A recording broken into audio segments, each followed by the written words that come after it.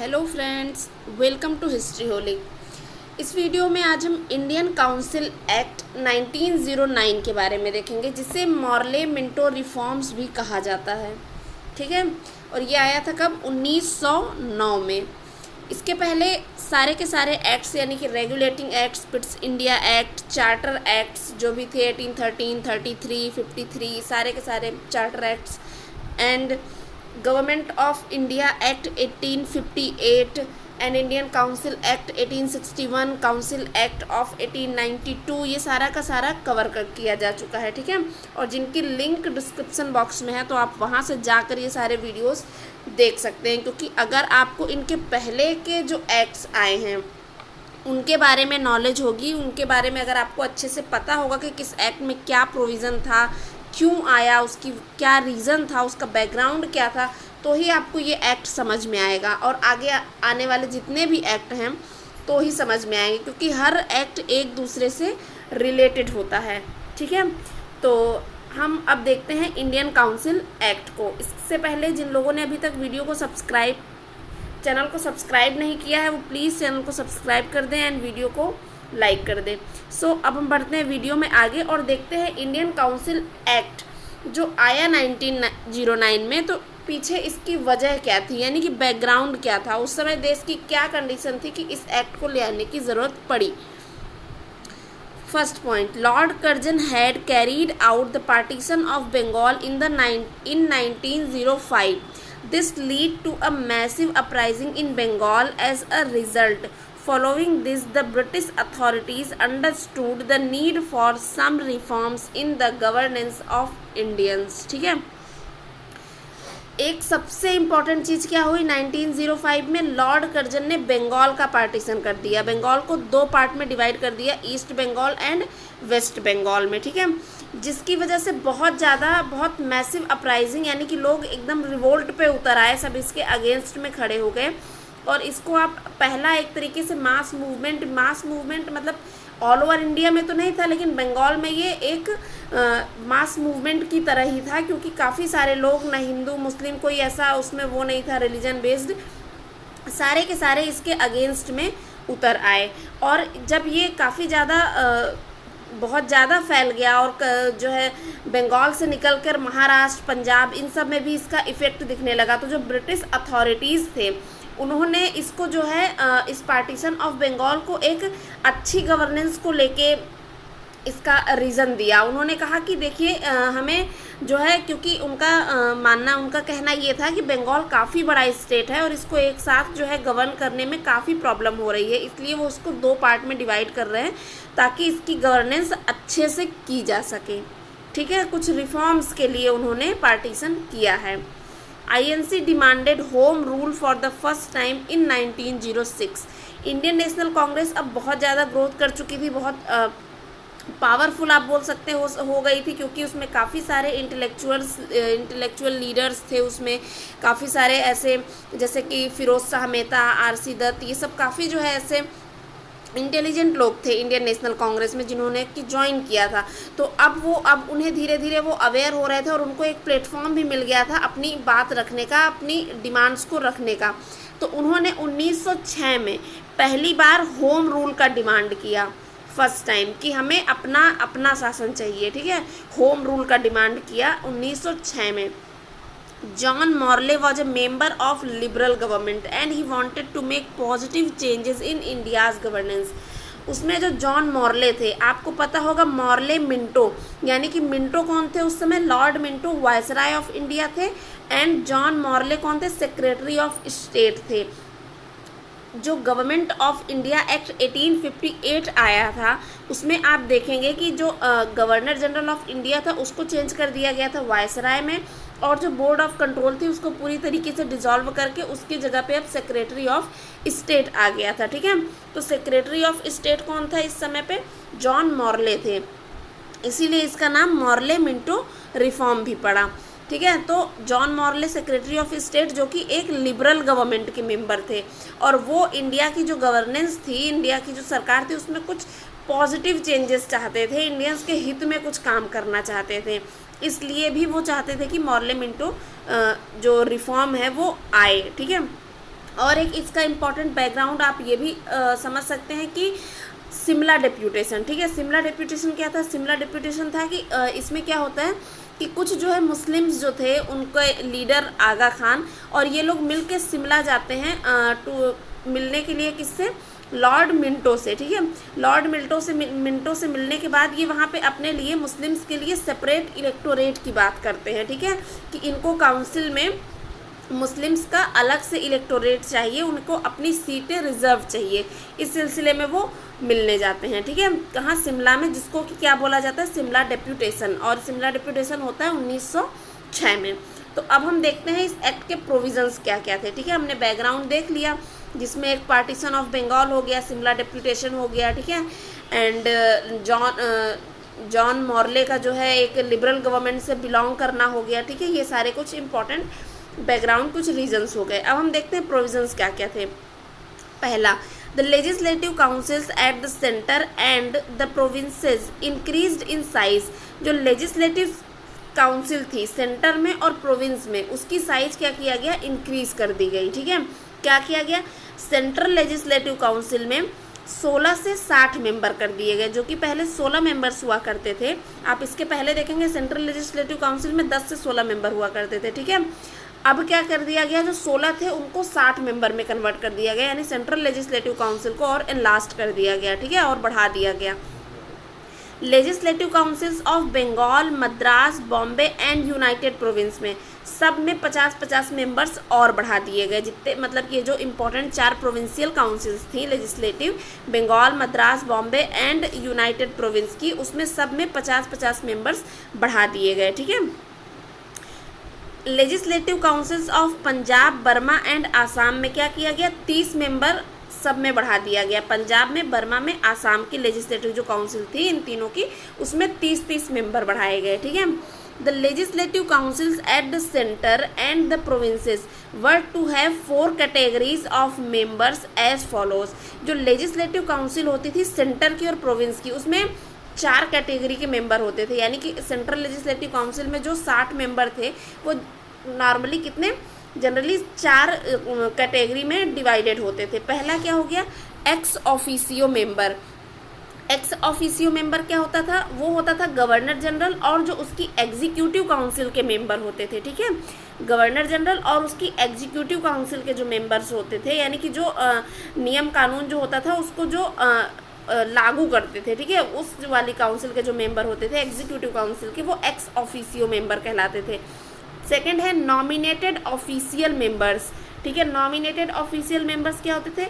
ये government official होते थे जो कि नॉमिनेटेड किए जाते थे किसके द्वारा? गवर्नर जनरल के द्वारा, ठीक है।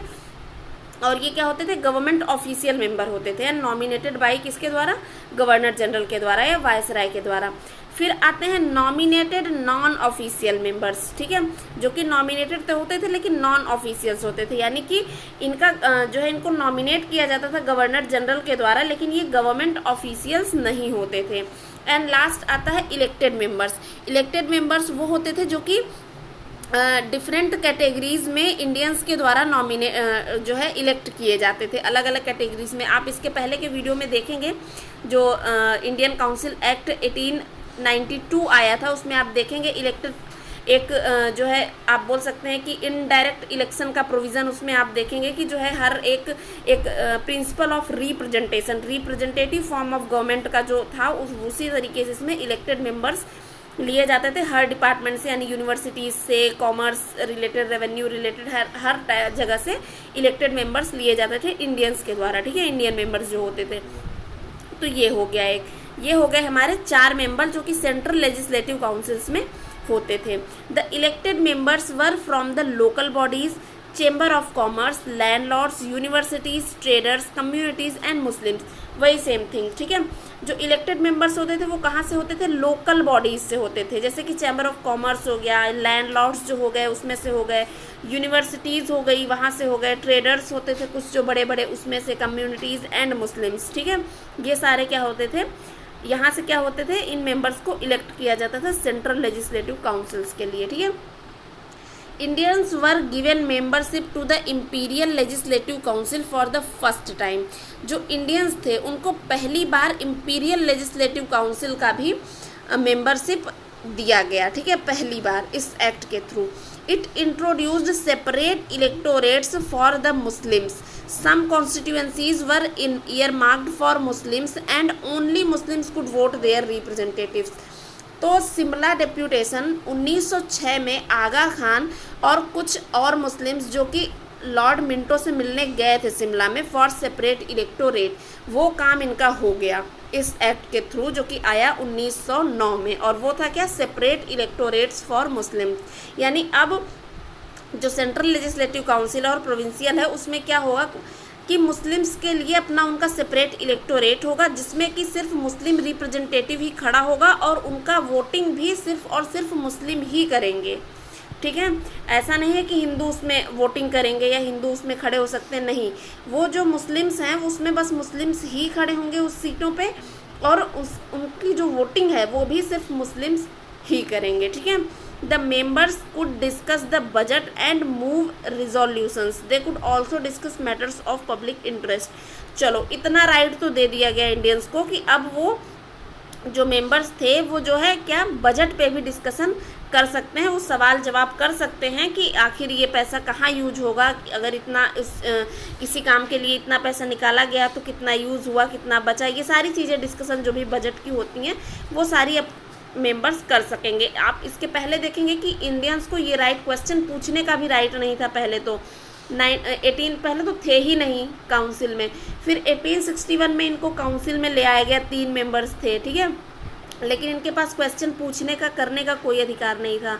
फिर 1892 वाले में इनके पास क्वेश्चन पूछने का राइट तो आया, लेकिन उसके पहले इन्हें अब 6 दिन पहले इनको नोटिस देनी होती थी कि हाँ हमको ये क्वेश्चन पूछना है, अगर वो अलाउ करेंगे तो ही ये काउंसिल में वो क्वेश्चन पूछेंगे, ठीक है। और कोई भी सप्लीमेंट्री क्वेश्चन या कोई भी क्रॉस क्वेश्चन नहीं किया जाएगा इनके द्वारा, ये कंडीशन थी। और अब जाके 1909 में एटलीस्ट इन्होंने बजट डिस्कशन का राइट दे दिया, ठीक है। और जो पब्लिक इंटरेस्ट के मैटर्स थे ये उस पर भी डिस्कस कर सकते थे अब, तो ये एक पॉजिटिव चीज़ थी। They could also ask supplementary questions, और अब वो क्रॉस क्वेश्चंस भी पूछ सकते हैं, यानी अगर उनको बीच में उठ के कोई डिस्कशन चल रहा है, उनको कोई चीज़ नहीं ठीक लग रही है, उनको कोई डाउट हो रहा है, तो वो बीच में उठ के भी क्वेश्चंस कर सकते हैं कि ऐसा क्यों हो रहा है, या कोई भी पब्लिक इंटरेस्ट का सवाल है कुछ भी, तो वो उस सवाल को कर सकते हैं, ठीक है। असेंबली के बीच में खड़े होके पूछ सकते हैं, ठीक है। No discussions on foreign policy और on relations with the princely states were permitted. अभी भी उनको फॉरेन पॉलिसी पर डिस्कशन करने का कोई राइट नहीं, बजट डिस्कशन का राइट मिल गया था लेकिन फॉरेन पॉलिसी के डिस्कशन करने का राइट नहीं मिला था। यानी कि जो ब्रिटिश इंडिया थी, हमारे जो नेबरिंग थे, यानी कि नेपाल हो गया इधर और भी जितने नेबरिंग थे, भूटान हो गया, इन सब से कैसे रिलेशन रखे जाएंगे इस पे जो है बात करने का राइट इंडियंस को नहीं था, ठीक है। और प्रिंसली स्टेट से कैसे रिलेशन रखे जाएंगे, उनसे क्या रखा जाएगा, उनसे कैसे मतलब रखना है, क्या उनको बजट देना है, क्या करना है, इस पे भी इंडियंस को अलाउ नहीं था कि वो इस पे भी डिस्कशन करें या इस पे कोई भी सवाल जवाब करें। Lord Minto appointed on much persuasion by Morley Satyendra Prasad Sinha as the first Indian member of the viceroy's executive council, ठीक है। लॉर्ड मिंटो ने बहुत ज़्यादा, मतलब कि जब जॉन मॉर्ले ने इनको प्रेशराइज किया है, बोला काफ़ी ज़्यादा इनको बोला, इनको कन्विंस किया, उसके बाद लॉर्ड मिंटो ने पहले इंडियन जो थे वो सत्येंद्र प्रसाद सिन्हा को first Indian member of viceroy की जो एग्जीक्यूटिव काउंसिल थी, एग्जीक्यूटिव काउंसिल मतलब आप समझ रहे हैं, जो एक्स ऑफिशियो वाले मेंबर्स थे, ठीक है, जिसमें गवर्नर जनरल और एग्जीक्यूटिव काउंसिल के मेंबर होते थे, एक्स ऑफिशियो मेंबर, उसमें पहला इंडियन कौन, सत्येंद्र प्रसाद सिन्हा को लॉर्ड मिंटो ने अपॉइंट किया। किसके कहने पर, जॉन मॉर्ले के। क्यों, क्योंकि जॉन मॉर्ले एक लिबरल गवर्नमेंट के मेंबर थे और वो जो है क्या चाहते थे, सम पॉजिटिव चेंज चाहते थे इंडियन गवर्नमेंट में, ठीक है। 2 Indians were nominated to the council of secretary of state for the Indian affairs, और 2 इंडियंस जो थे जिनको कि नॉमिनेट किया गया किसके लिए, सेक्रेटरी ऑफ स्टेट के लिए इंडियन अफेयर्स, यानी जो सेक्रेटरी ऑफ स्टेट था, यानी कि जो लंदन ब्रिटेन में होता था, ठीक है, उसकी काउंसिल में भी 2 इंडियंस को सबसे पहले नॉमिनेट किया गया। अब हम देखते हैं मॉर्ले मिंटो रिफॉर्म में असेसमेंट, ठीक है, इसका देखते हैं कि असेसमेंट यानी इसका क्या इम्पैक्ट पड़ा, क्या इसमें पॉजिटिव चीज़ें थी, क्या निगेटिव चीज़ें थी। ठीक है, the act introduced communal representation in the Indian politics. This was intended to stem the growing tide of nationalism in the country by dividing the people into communal lines. इस act ने जो separate electorate का Muslims के लिए separate electorate जो introduce किया था, वो क्या था, एक तरीके से कम्युनल रिप्रेजेंटेशन था इंडियन पॉलिटिक्स में। यानी कि अब इंडियंस को कम्युनिटी के बेस्ड पे यानी कि रिलीजन के बेस पे डिवाइड किया गया था। एक हिंदू हो गए, दूसरे मुस्लिम्स हो गए। मुस्लिम्स को अलग से किसी भी रिलीजन को सेपरेट इलेक्टोरेट देने का मतलब आप उसका कम्युनल रिप्रेजेंटेशन को इंट्रोड्यूस कर रहे हैं। ठीक है, यानी कि अब उनका अलग राइट, अलग वोटिंग, सब कुछ, यानी कि अब उनको एक हिंदू यानी इंडियंस से हटके एक उनको क्या मिल गई, उनकी एक पहचान बन गई। ठीक है, the act introduce communal representation एक इंडियन पॉलिटिक्स में। ठीक है, और इससे क्या हुआ कि पीपल जो है कम्युनल लाइंस पे डिवाइड होने लगे। आप इसके बाद देखेंगे कि काफ़ी सारे जो और भी छोटी छोटी कम्युनिटीज़ थी, जैसे कि सिख हो गए, जाट हो गए, ठीक है, और शेड्यूल कास्ट हो गए, ये सारे के सारे सब अपना अपने लिए सेपरेट इलेक्टोरेट की डिमांड करने लगेंगे, जो कि एक बहुत ही ज़्यादा जो है आप बोल सकते हैं कि डेंजरस, जो कि अभी आप देखेंगे कि काफ़ी ज़्यादा खतरनाक साबित भी हुआ। यहीं से ये चीज़ शुरुआत हुई 1906 से, Shimla deputation and then Morley Minto reform में इसको एक पहचान दे दी गई है, इसको लीगल कर दिया गया कम्युनल रिप्रेजेंटेशन को। और उसके बाद देखेंगे आपको इसका एंड हुआ इंडिया और पाकिस्तान के डिवाइड पे आके। ठीक है, फाइनली इंडिया और पाकिस्तान दो नेशन बन गए और इसकी शुरुआत कहाँ से हुई, मॉर्ले मिंटो रिफॉर्म से। ठीक है, the act did nothing to grant colonial self government which was Congress demand. Congress की डिमांड क्या थी, होम रूल की. ठीक है, कांग्रेस डिमांड कर रही थी कि हमें होम रूल चाहिए, लेकिन ऐसा इस एक्ट के थ्रू सेल्फ गवर्नमेंट का कोई भी डिमांड इनकी पूरी नहीं की गई और कांग्रेस की ये डिमांड क्या रह गई, अधूरी रह गई है. ठीक है, तो अब इसके आगे के एपिसोड आगे के जो वीडियो है उसमें हम देखेंगे जो कि आएगा 1919 का जो एक्ट है उसको देखेंगे, उसके बाद 1935 का एक्ट देखेंगे एंड देन ये एक्ट्स वाला सेशन क्या हो जाएगा, ख़त्म हो जाएगा. ठीक है, तो इस वीडियो में इतना ही. Thank you and please like share and subscribe.